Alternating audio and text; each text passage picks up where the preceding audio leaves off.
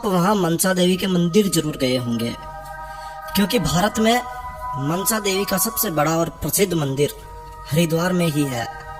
मनसा देवी को नागलोक की देवी माना जाता है। उन्हें विष की देवी भी कहा जाता है। मनसा देवी सभी की मनोकामना पूर्ण करने वाली देवी मानी जाती है और मनसा देवी शिव की मानस पुत्री है। मनसा देवी को नागलोक के राजा वासुकी की बहन भी माना जाता है। जी हाँ, वही नाग जो आप शिव जी के गले में देखते हैं, उसी का नाम वासुकी है। वैसे मनसा देवी के उद्भव के बारे में, जन्म के बारे में कई कहानियां प्रचलित है। तो आज इस वीडियो में हम आपके साथ मनसा देवी के जन्म से लेकर उनके देवी बनने तक की पूरी कहानी आपके साथ शेयर करने जा रहे हैं। मनसा देवी के बारे में एक अद्भुत बात यह है कि माता मनसा देवी की पूजा उल्टे हाथों से की जाती है। तो मनसा देवी आखिर क्यों उल्टे हाथों से ही अपना पूजन स्वीकार करती है, इस बारे में रहस्य आपको बताएंगे। और यदि आप मनसा देवी के बारे में जानना चाहते हैं तो फिर पूरा वीडियो देखिए। मनसा देवी की पूजा से क्या लाभ होते हैं, मनसा देवी की साधना से क्या लाभ होते हैं, यह जानकारी भी आज इस वीडियो में हम आपके साथ शेयर करने वाले हैं। तो आइए शुरू करते हैं। तो दोस्तों, मनसा देवी के जन्म से एक छोटी सी घटना या कहानी जुड़ी है। जैसा कि आप सभी लोग जानते हैं, माता पार्वती ने काली का भयंकर रूप धारण करके हजारों दैत्यों का संहार किया था। और एक समय की बात है, माता के इसी उग्र रूप के कारण नागलोक के राजा वासुकी की बहन की मौत हो गई। अपनी बहन की मौत हो जाने पर वासुकी काफी दुखी थे।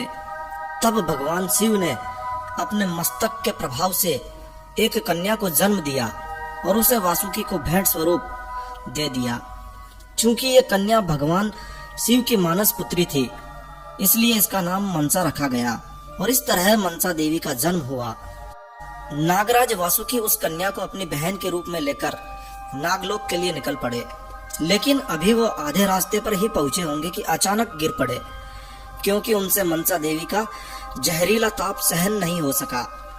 देवी मनसा जन्म से ही विषैली थी, क्योंकि उनके जन्म से पूर्व ही शिवजी ने हलाहल विष का पान किया था और यही हलाहल विष मनसा के जन्म पर उसके पूरे शरीर में मौजूद था। कहते हैं कि मनसा देवी में इतना जहर है, इतना विष है कि अगर पूरी दुनिया के सभी सांपों का विष भी इकट्ठा कर लिया जाए तो भी मनसा देवी के विष की बराबरी नहीं की जा सकती है। तो अर्ध चेतन अवस्था में धरती पर गिरे वासुकी ने भगवान शिव को पुकारा और उनसे विनती की, हे भोलेनाथ, मैं इस कन्या का ताप सहन नहीं कर पा रहा हूँ। जब मैं सहन नहीं कर पा रहा हूँ तो ये कन्या शिशु अवस्था में इस ताप को कैसे सहन कर पाएगी। और फिर महादेव ने देवी मनसा को पंचकोश क्रिया के द्वारा शिशु अवस्था से सीधे युवा अवस्था में पहुंचा दिया। चूंकि मनसा देवी जन्म से ही संपूर्ण ब्रह्मांड में सबसे ज्यादा विषैली थी और शिव की पुत्री होने के कारण उसमें अद्भुत चमत्कारिया शक्ति भी मौजूद थी। जब मनसा देवी को यह मालूम हुआ कि वो बेहद शक्तिशाली है तो उन्हें अपनी शक्तियों का अहंकार होने लगा। एक दिन उन्होंने इन शक्तियों के आधार पर पाताल लोक पर अपना अधिकार जताने की कोशिश की और बलपूर्वक चाहा कि सभी उनकी पूजा करें। इसके लिए उन्होंने बगावत छेड़ दी। वो चाहती थी कि शिव परिवार में जैसे गणेश और कार्तिकेय की पूजा की जाती है, ठीक वैसे ही शिव की पुत्री होने के कारण धरतीवासी भी उनकी पूजा करे। जब शिवजी को इस बात का पता चला कि मनसा अन्य देवियों की तरह स्वयं को पूजनीय बनाने के लिए सभी पर अत्याचार कर रही है, तब उन्होंने मनसा देवी को बुलाया और कहा, जाओ धरती पर जाओ, पृथ्वीलोक पर जाओ। वहां पृथ्वीलोक पर मेरा एक भक्त है चंद्रधर, यदि वो तुम्हारी पूजा कर लेगा तो सभी तुम्हारी पूजा स्वीकार कर लेंगे। उस समय धरती पर चंद्रधर शिव का महान भक्त था। मनसा देवी ने उसे बलपूर्वक अपनी भक्ति करने के लिए तैयार करना चाहा, मगर चंद्रधर भगवान शिव का परम भक्त था और वो किसी और की पूजा नहीं करना चाहता था और इसीलिए उन्होंने मनसा देवी को उनकी भक्ति करने के लिए स्पष्ट इनकार कर दिया। तब मनसा देवी चंद्रधर से क्रोधित हो गई। गुस्से में मनसा देवी ने एक एक करके चंद्रधर के 7 पुत्रों को मार डाला। तब चंद्रधर की पत्नी ने मनसा देवी से प्रार्थना की तो देवी मनसा ने उसे एक पुत्र होने का वरदान दिया। फिर चंद्रधर के फिर से एक पुत्र हुआ जिसका नाम लक्ष्मी चंद्र रखा गया। लक्ष्मी चंद्र का विवाह अखंड सौभाग्यवती कन्या बहुला के साथ किया गया। बहुला एक महान सती थी।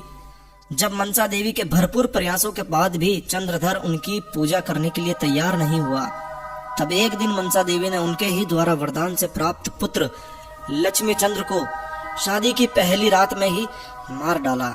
बहुला एक महान सती थी।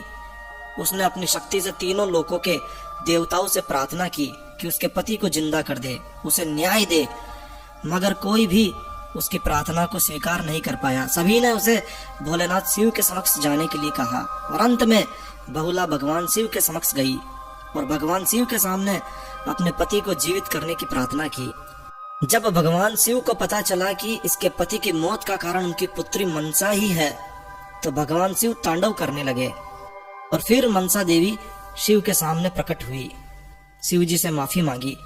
तब भगवान शिव ने कहा कि तुम लक्ष्मी चंद्र के प्राण वापस लौटा दो, लेकिन मनसा ऐसा करने में सक्षम नहीं थी। तो मनसा को अपनी गलतियों का भान हुआ। उसने सभी से अपनी गलतियों के लिए माफी मांगी और भोलेनाथ शिव से निवेदन किया कि वो लक्ष्मी चंद्र को पुनः जीवित कर दे। तब भगवान भोलेनाथ शिव ने लक्ष्मी चंद्र को पुनः जीवित कर दिया और साथ ही साथ चंद्रधर के 7 पुत्रों को भी जीवित कर दिया। मनसा को उनकी गलतियों के लिए माफ कर दिया गया। और फिर देवी बहुला की प्रार्थना पर भोलेनाथ शिव ने चंद्रधर को आदेश दिया कि वह देवी मनसा को फूल अर्पित करके उनकी पूजा करे। देवी मनसा को यह वरदान भी दिया कि तुम इस संसार में देवी की तरह पूजी जाओगी और जो भी तुम्हारी पूजा करेगा उसकी सभी मनोकामनाएं पूरी होगी, वो कभी खाली हाथ नहीं जाएगा। तब भोलेनाथ शिव की आज्ञा पाकर चंद्रधर ने मनसा देवी को पूजा के स्वरूप फूल अर्पित करना चाहा। तभी मनसा देवी ने कहा, रुको, सभी देवी देवताओं को सीधे हाथ से फूल अर्पित किया जाता है, लेकिन मैं सभी से उल्टे हाथ से ही पूजा स्वीकार करूंगी। और तभी से देवी मनसा को उल्टे हाथों से पूजा की जाती है और भोग लगाया जाता है। अब आपको बताता है कि देवी मनसा की साधना या पूजा करने से साधक को या उनकी पूजा करने वाले भक्त को क्या लाभ होता है। जो भी भक्त मनसा देवी की साधना, आराधना, पूजा करता है, कैसा भी सर्प दोष हो, उसका कैसा भी सर्प दोष समाप्त हो जाता है।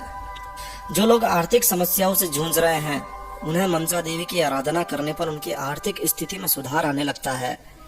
अगर आपके घर में कई प्रकार की बाधाएं बनी रहती है, तो आप मनसा देवी की नियमित रूप से पूजा कीजिए। मनसा देवी की नियमित पूजा हर बाधा को समाप्त करने वाली होती है।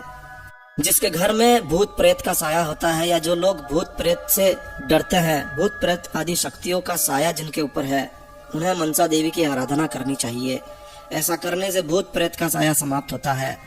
जिन लोगों के लंबे समय से कोई रोग चल रहा है, काफी दवा औषधियां लेने के पश्चात भी, इलाज कराने के बाद भी यदि रोग ठीक नहीं हो रहा है, तो उन्हें मनसा देवी की पूजा अवश्य करनी चाहिए।